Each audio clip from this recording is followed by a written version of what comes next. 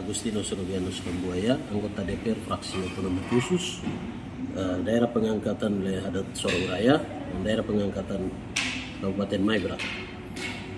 Kita mencermati dinamika momentum pemilu kada ini yang akan segera kita masuki atau kita jalani ini.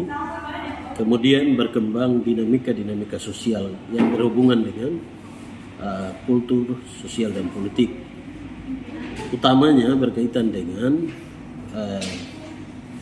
syarat-syarat pencalonan gubernur, calon wakil gubernur, calon bupati, calon wakil bupati di seluruh tanah Papua dan terkhusus di Papua Barat Daya. Menurut ketentuan yang berlaku, kalau kita merujuk pada Undang-Undang Otsus, maka siapa itu orang asli Papua itu sebagai salah satu syarat pencalonan. Siapa itu orang asli Papua memang didefinisikan dan dikelompokkan atau dikategorikan ke dalam 4. Orang asli Papua adalah orang yang berasal dari ras rumpun Melanesia dari suku-suku asli Papua yang berada di 7 wilayah adat. Yang 1. Bapak dan Mama Papua, Bapak Papua Mama pendatang, Mama Papua Bapak non Papua. Lalu ada penambahan satu definisi, yaitu orang yang diterima, diangkat dan diakui sebagai orang asli Papua. Nah, orang yang diterima, diangkat dan diakui ini kemudian menimbulkan tafsir yang berbeda-beda. Nah, soal definisi orang yang diterima, diangkat dan diakui itu di undang-undang sebelumnya, Undang-Undang 21, itu menghendaki adanya pembentukan peraturan daerah khusus tentang mekanisme dan tata cara bagaimana memberikan pengakuan, ya, bagaimana kita proses mekanisme mengakui seseorang sebagai orang asli Papua, atas jasa apa, atas kriteria apa, atas pertimbangan apa, sehingga itu menjadi rinci, menjadi jelas, kuat untuk memberikan legitimasi sebuah pengakuan, karena dia bukan berasal dari keturunan, tetapi kemudian diakui atas dasar pertimbangan apa. Itu sebabnya harus diatur dalam peraturan daerah khusus atau perdasi atau perdasus. Nah, dalam kaitan dengan itu, nah itu secara rinci lagi, apakah mekanisme pengakuan ini ada tahapan dan tingkatannya?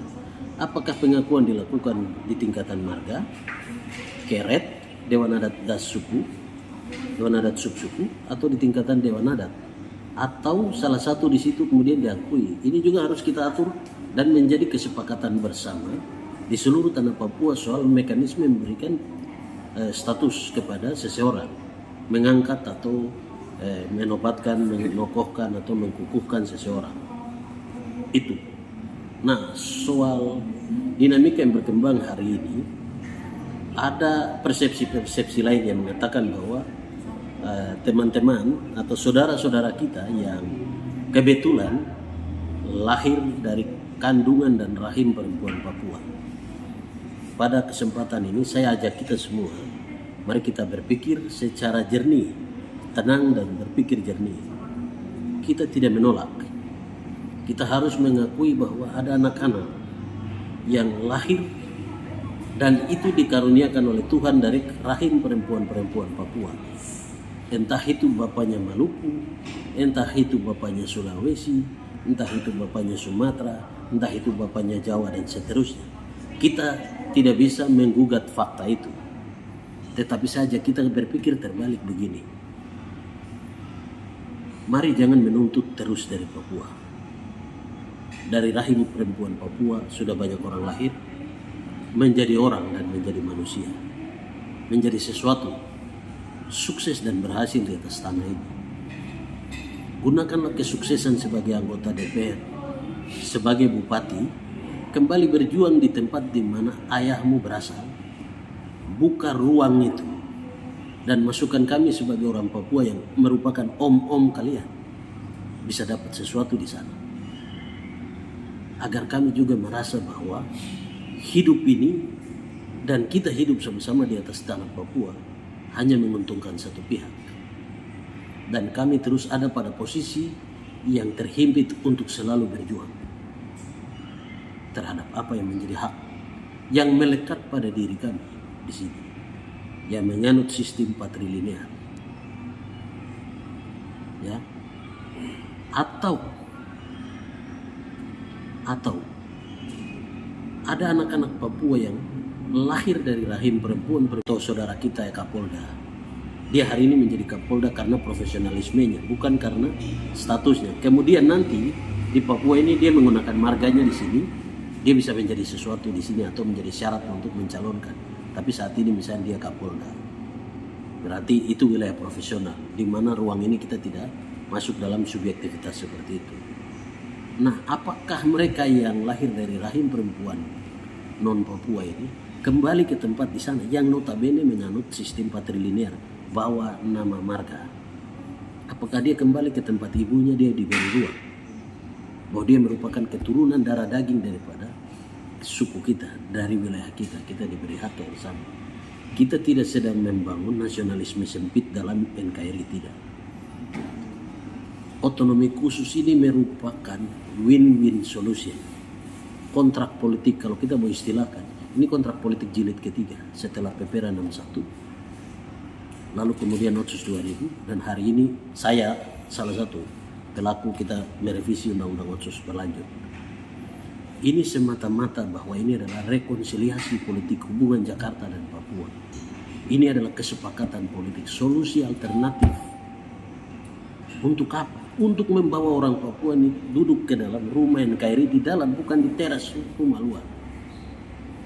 Di dalam konsep hak asasi manusia tentang hak politik yang juga diratifikasi oleh Indonesia, namanya Konvensi Sipil Politik dan Budaya atau International Covenant Culture and Political Rights.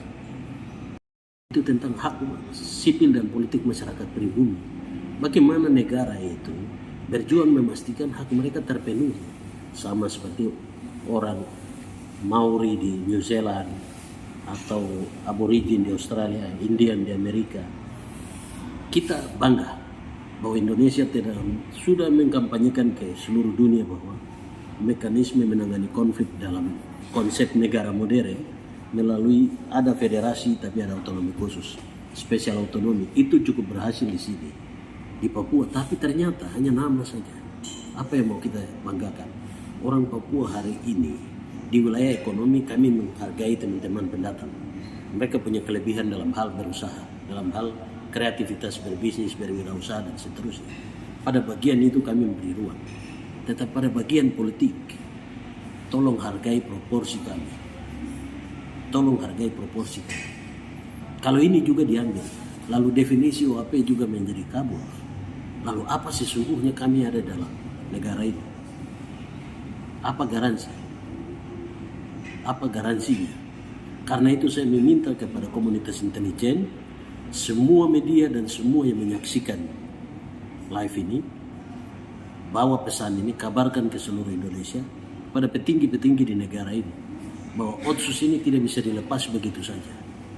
Tapi tanggung jawab moral negara harus memberikan diskresi dan intervensi, melakukan diskriminasi positif terhadap orang asli Papua.